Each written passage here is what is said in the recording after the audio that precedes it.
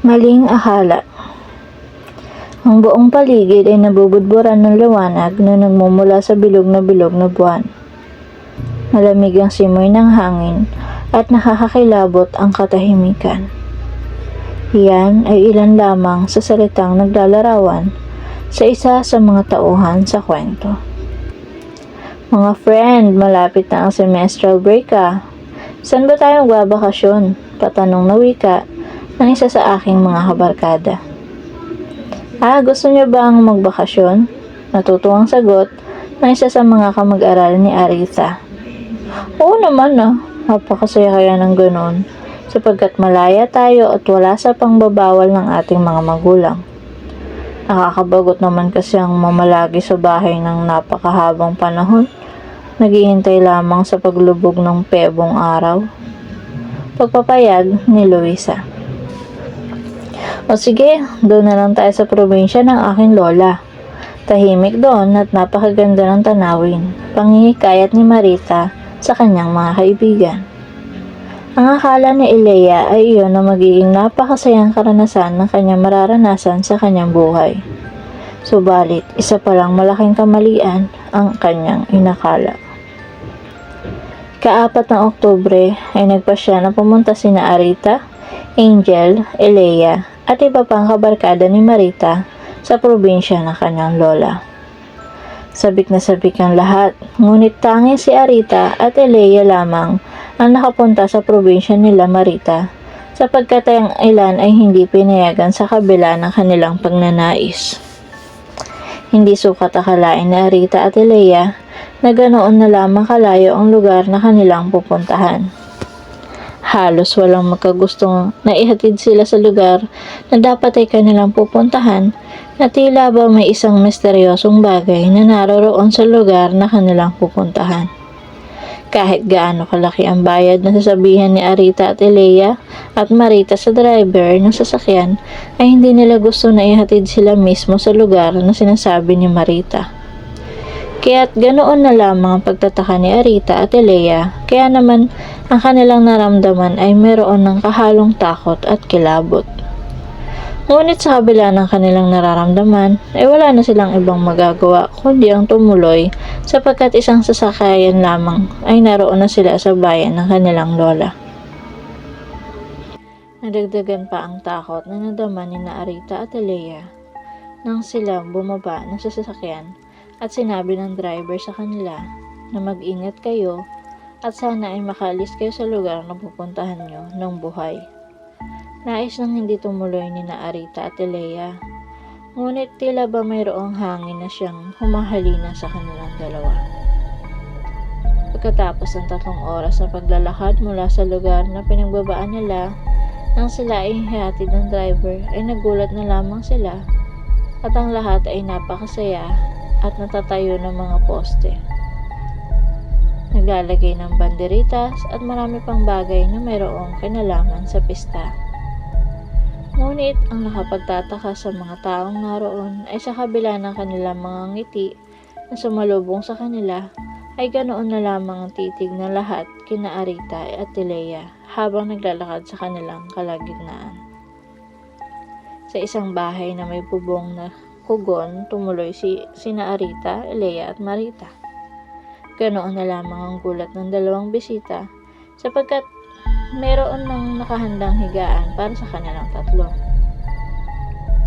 Sa isang sulok ay mayroong matandang tila isang dekada nang hindi nasikatan ng araw na sobrang puti at isang dekada na rin na hindi nagpagupit. Ganoon na lamang ang takot na nadarama ni Arita at Elea sa kanilang isip, ay bakit pa ba sila tumuloy at pumunta sa lugar na iyon? Hindi pa sila nagtatagal sa lugar na iyon ay ninanais na nilang bumalik ulit sa Manila at magkulong na lamang sa kanilang mga bahay.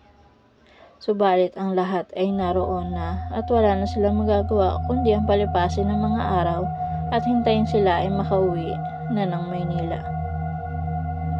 Lumipas ang mga araw at gabi. Isang hapon habang si Arita at Elea ay nasa loob ng kubo, ay nagpaalang itong si Marita na mayroon lamang siyang pupuntahan at babalik din daw siya kaagad.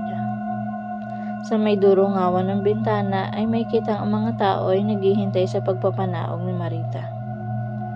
Napakasama ng tingin ng mga tao kay na Arita at Elea na tila ba gusto silang kainin ng mga ito. Subalit nagbago ang mga iyon ay nawala ng pumanaog na si Marita at may salitang binanggit. Ngunit ang salitang iyon ay hindi naunawaan ni Arita at Elea sapagkat ito marahil ay nakabilang sa grupo lamang ni Marita.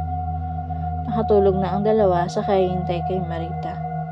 Nagising na lamang si Arita dahil sa meron siyang naririnig na nag-uusap sa may bandang pinto ng kubo na kanilang kinalalagyan. At nagulat na lamang si Arita sa huling salita na kanyang narinig. Bukas ng gabi ay mangyayari na ang lahat. Bibigay dito ang inumin niyo upang makatulog silang dalawa at mailuto sa kawa. Ang baso sa gitna ang dapat mong inumin upang hindi ka makatulog. Ang salitang iyon ang tumatak sa isipan ni Arita. Pinagpawisan siya ng malapot dahil sa kanyang narinig at natuklasan. Hindi niya sukat akalain na sila pa ni Elea ang magiging handa para sa pista ng banyan nila Marita. Ngunit hindi pa huli ang lahat kaya't may panahon pa para sila ay tumakas. Pagising pa lamang sa umaga ay humahanap na ng pagkakataon si Arita upang masabi ang kanyang natuklasan sa gabi. Ngunit hindi sila iniiwan ni Marita at talagang bantay sarado sila habang ang mga tao sa labas ay nagkakagulo at abala sa paghahanda ng lahat. Kumagat na ang dilim, ngunit hindi pa rin nasasabi ni Arita ang mangyayari sa kanila ni Elea. Ang inumin na magpapatulo sa kanila ay nakahanda na rin at nasa isang sulok. Buti na lamang at nagkunwaring masakit ang ulo ni Arita at pinakuha niya ng gamot si Marita kaya't nakausap ni Arita si Elea ng palihim. Hindi makapaniwala si Elea na gano'n ang balak ni Marita sa kanila. Kaya't ang ginawa nila ay pinalo nila ang ulo ni Marita upang ito ay makatulog at pinihiga nila si Marita sa kanilang higaan upang siya ang makuha at mailuto ng mga kapwa niya halimaw.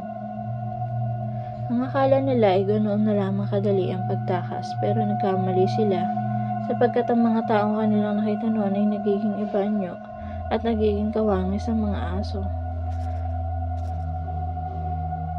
At ang mga asong ito ay sabik na makakain ng sariwang dugo at laman ng isang tunay na tao. Sapagkat sa loob ng isang taon ay minsan lang silang nag-iibang anyo at kinakailangan nila makainom at makain ng laman ng mortal na tao. Kung hindi ito mangyayari ay mamamatay silang lahat. Nakalabas na sina Arita at Elea sa loob ng kubo. Malayo na ang kanilang narating nang sila ay makarinig ng isang malakas na alulong ng aso na tila magkahalong puot at pagluloksa ang pinapahiwatig. Marahil ay nalaman na nila ang kanilang pagkain ng kanilang kapamilya na hindi na nila dapat kainin. Tumakbo ng mabilis ang dalawa na hindi malaman kung saan sila tumatungo.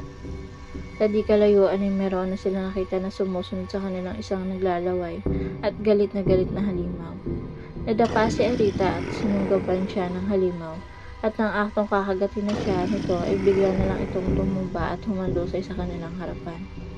At di nagtagal ay ngumiti na si Pedong Araw kina Arita at Elea na nagpapahiwatig na ang panganib ay wala na sa kanilang paligid. Sa kabila ng takot na kanilang nadarama ay nakauwi pa rin ang dalawa ng buhay. Ngunit sinabi nila sa kanilang sarili na sa susunod na semestral break ay gugugulin na lamang nila sa kanilang bahay ang kanilang mga bakasyon.